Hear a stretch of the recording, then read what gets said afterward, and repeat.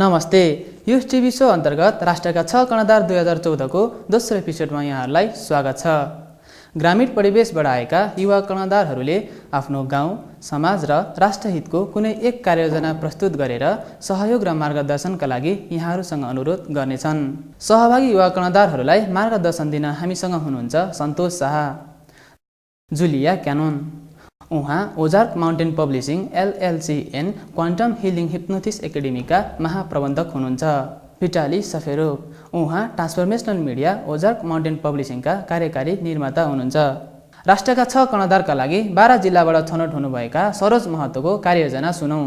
Vikalpa Arts Center, that we say BSc, is a common platform that has been established with the purpose to benefit various professionals such as filmmaker, visual artists, performance artists, writers, musicians, poets, activists and more.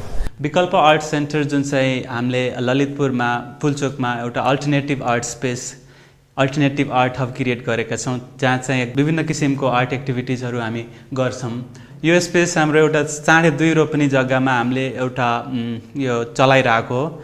2 वर्ष अगाडि हामीले सुरु गरेको र अहिलेसम्म हामीले अनेक national र इन्टरनेसनल लेभलको आर्ट एक्टिभिटिजहरू जस्तो artist in residence programme, workshop, ट्रेनिङ्सहरू गर्दै आएका छौँ। आर्ट क्लब मेनली चाहिँ वर्कसप हो, जहाँ चाहिँ किड्सहरू, एडल्ट्सहरूको लागि वर्कसपहरू, डिफ्रेन्ट वर्कसप लाइक फिल्म मेकिङको वर्कसप भयो, क्राफ्टहरू भयो, र मटेरियलहरू युज गरेर क्रिएटिभली के गर्न मिल्छ त्यस्तो कुराहरू पनि हामी त्यो आर्ट क्लबमा इङ्गेज गराउँछौँ। आर्टिस्टहरू जो आउनुहुन्छ उहाँहरूले काम गर्नुहुन्छ, त्यो कामलाई हामी एक्सपोज गर्छौँ र त्यो एउटा राम्रो प्लेटफर्म भइरहेको छ। त्यो प्लेटफर्ममा मन्थली चाहिँ इन्ट्र्याक्सन प्रोग्रामहरू गरेर आउँछौँ, जहाँ चाहिँ हामी आर्ट विधामा राम्रो गर्ने प्रोफेसरहरू, लेक्चररहरूलाई बोलाएर, आर्टिस्ट कम्युनिटीलाई बोलाएर एउटा इन्ट्र्याक्सन, आर्ट चाहिँ कस्तो हुँदैछ, के हुँदैछ। यसमा हामीले अहिलेसम्म 28 जना कलाकारहरू 13वटा देशबाट हामीले बोलाइसकेका छौँ। उहाँहरू आउनुहुन्छ, हामी बस्न ठाउँ दिन्छौँ, उहाँहरूलाई स्टुडियो प्रोभाइड गर्छौँ, everything we provide for free. त्यो चाहिँ अहिलेसम्म गर्दै आएको यो प्रोजेक्ट हामीले अहिले गर्दैछौँ, artist studio, gallery and library. So अहिले हामीसँग 2.5 रोपनीको जग्गा त छ, तर त्यहाँ स्टुडियो, प्रपर स्टुडियो छैन। हामीले अहिलेसम्म काम गरिरहेको एउटा ब्याम्बू सेट बनाएर त्यहाँ चाहिँ स्टुडियो जस्तो बनाएर उहाँहरूले काम गर्नुहुन्छ, त्यहीँ डिस्प्ले गर्छौँ। र यो प्रोजेक्ट हामीले अहिले इन्डिगोगोमा पनि लन्च गरेका छौँ। जति पनि हामी एक्टिभिटिजहरू गर्दैछौँ त्यसको लागि एउटा प्रपर स्पेस भयो भने त्यो एक्टिभिटिजहरू फिजिबल हुन्छ भनेर हामीले यो भिजन गरेको हो। र यो स्टुडियो हाम्रो टोटल एरिया ठुलो भए पनि सानो एरिया जुन चाहिँ 1800 स्क्वायर फिटमा हुन्छ। र यसमा हामीले चाहिँ कस्तो हामीले इन्भिजन गरेको के हो भने सिम्पल त्यो मेटल फ्रेमको जुन डेक हाउसहरू हुन्छ त्यो टाइपको, जुन चाहिँ कस्ट इफेक्टिभ हुन्छ, सस्तो हुन्छ र हामीले गर्न खोजेको काम सजिलै गर्न सक्छौँ भनेर हामीले यो प्लान गरेको हो। जब हाम्रो एक्जिबिसन हुन्छ, आर्टिस्टहरूले एक्जिबिट गर्नुहुन्छ, त्यतिखेर त्यही स्पेसलाई हामीले ग्यालरीको रूपमा प्रयोग गर्न सक्छौँ भने। र एउटा कर्नर हामीले लाइब्रेरीको लागि छुट्याएका छौँ। हामीलाई अलरेडी धेरै बुक्सहरू आइरहेको छ। यो स्पेस हो हाम्रो, त्यो ठुलो स्पेस मध्येको एउटा सानो कर्नर हामीले यो जुन चाहिँ हामीले ब्याम्बू सेट बनाएको छौँ। अनि यसको टोटल बजेट चाहिँ त्यति ठुलो छैन, जम्मा 14 लाख नेपाली रुपैयाँ पर्न आउँछ। 8-10 लाख चाहिँ स्ट्रक्चरमै जान्छ, जुन चाहिँ मेटल स्ट्रक्चर बनाउनु पर्ने हुन्छ। र अर्को 5-6 लाख भनेको लेबर कस्टदेखि लिएर त्यहाँ अब वाल उठाउने, लाइट साइट राख्नको लागि जान्छ। सरोजी, धेरै धेरै बधाई छ। 2 वर्षमा नै मेरो विचारमा तपाईँ र तपाईँको संस्था निकै राम्ररी स्थापित भइसकेको र सफल पनि हुनुभएको जस्तो मलाई लाग्छ। तपाईँको कार्यक्रमको प्रस्तुति मार्फत चाहिँ 13वटा मुलुकको 28 जना आर्टिस्टलाई नेपालमा ल्याएर चाहिँ उहाँहरूले एउटा वर्कसप गर्ने, कार्यक्रम गर्ने र यसको चाहिँ खर्चहरू तपाईँहरूले आफै जुटाइराखेको जुन अहिले अवस्था छ, यसमा म तपाईँहरूलाई चाहिँ विभिन्न राजदूत आवासहरूलाई कसरी इन्भल्भ गर्ने, उहाँहरूको सहयोगबाट चाहिँ यही कार्यक्रमलाई चाहिँ तपाईँहरूको टाउकोमाथिको जुन एउटा आर्थिक भार छ त्यसलाई चाहिँ कसरी हटाउने, त्यतातिर म तपाईँहरूलाई चाहिँ एउटा मार्गदर्शन गर्न चाहिँ सक्छु होइन। मैले राजदूत आवाससम्म म आफै गइदिने भने चाहिँ होइन, तर त्यो कसरी उहाँहरूलाई चाहिँ सम्पर्क गर्ने, कसरी चाहिँ उहाँहरूको सहयोग लिने, कि निकै राम्रो काम छ तपाईँको, त्यो एउटा सहयोग मेरो तर्फबाट हुनसक्छ। र दोस्रो कुरा, जुन स्टुडियो र लाइब्रेरी कन्स्ट्रक्सन जुन 14 लाख भन्नुभयो, यो ठुलो रकम चाहिँ होइन उठाउनलाई, जुन कार्ययोजना तपाईँको छ। र यसको 2टा पाटा छ। एउटा कसैले डोनेट नै गर्नुपर्छ भन्ने छैन, व्यक्तिहरूले लगानी पनि गर्न सक्छन्। यसमा केही रकम तपाईँले ब्याङ्कबाट लोन पनि लिन सक्नुहुन्छ र यतातिर पनि म तपाईँहरूलाई चाहिँ केही मार्गदर्शन गर्न सक्छु। र यसको आय अर्जन चाहिँ कसरी हुन्छ भने जस्तो 30 दिनमा केही दिन तपाईँहरूको आफ्नो कार्य प्रयोजनमा प्रयोग गर्ने र केही दिन चाहिँ यसलाई चाहिँ रेन्ट आउट गर्ने। तपाईँहरूले चाहिँ अरूले भन्दा कम कस्टमा र आर्टिस्टहरूले पनि संस्थाहरूले पनि मार्केटभन्दा चाहिँ कम कस्टमा रेन्ट पायो भने यस पुग्न सजिलो छ पुलचोक होइन।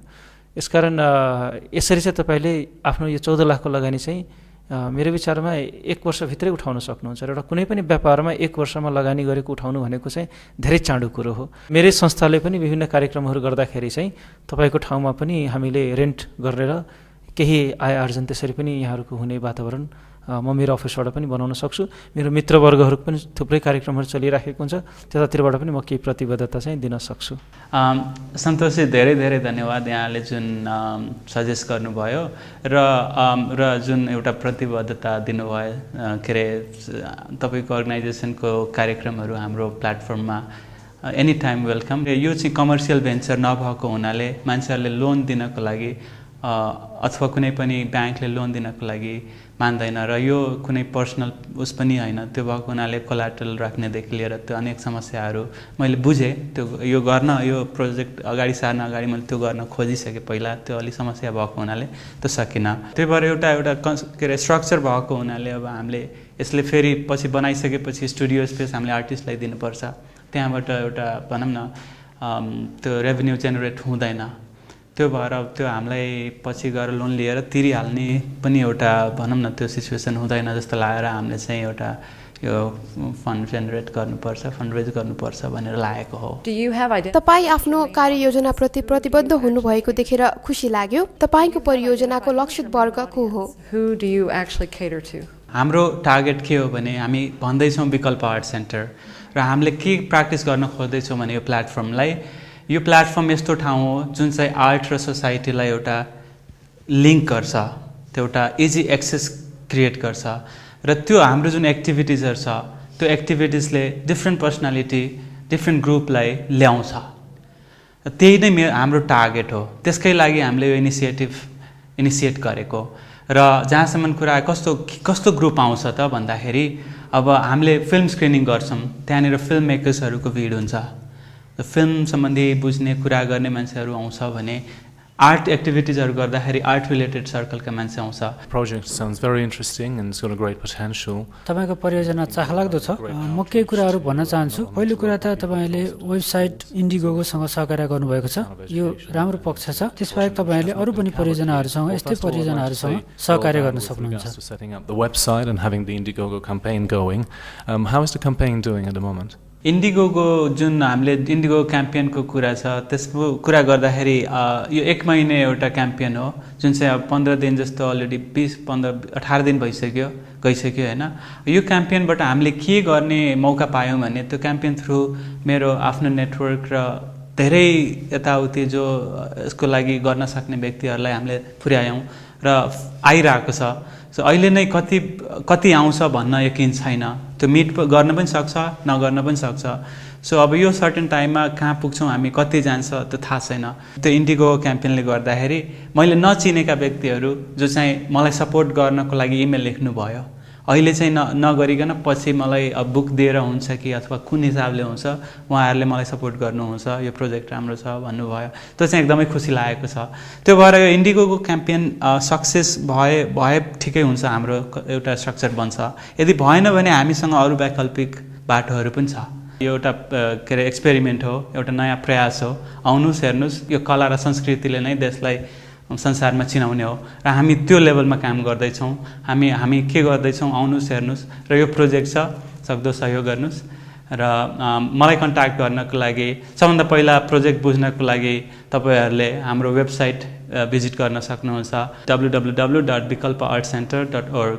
मलाई कन्ट्याक्ट गर्नु परेमा मेरो फोन नम्बर 9851147776 र मेरो इमेल एड्रेस हो saroj sarojmahato100@gmail.com। यति भन्दै म यो प्रोग्रामबाट बिदा चाहन्छु। धन्यवाद। आफ्नो कार्ययोजना प्रस्तुत गर्नुभएकोमा सरोज महतोलाई धन्यवाद, साथै सफलताका लागि शुभकामना। यदि तपाईँ 20 देखि 30 वर्षको हुनुहुन्छ र आफ्नो गाउँ, समाज र राष्ट्रहितको कुनै कार्ययोजना छ भने राष्ट्रका 6 कर्णधारको छनौटको लागि आवेदन दिन सक्नुहुनेछ। हाम्रो सम्पर्क फोन नम्बर हो 01422045 र पत्रचार ठेगाना हो GPO 19400 काठमाडौँ। अर्को साता युथ टिभी सो सिजन 5 को नयाँ श्रृङ्खला लिएर पुनः उपस्थित हुनेछौँ। नमस्ते। Your contribution will help a lot to create such a wonderful platform. So we would humbly like to request you to become a part of this campaign and support us.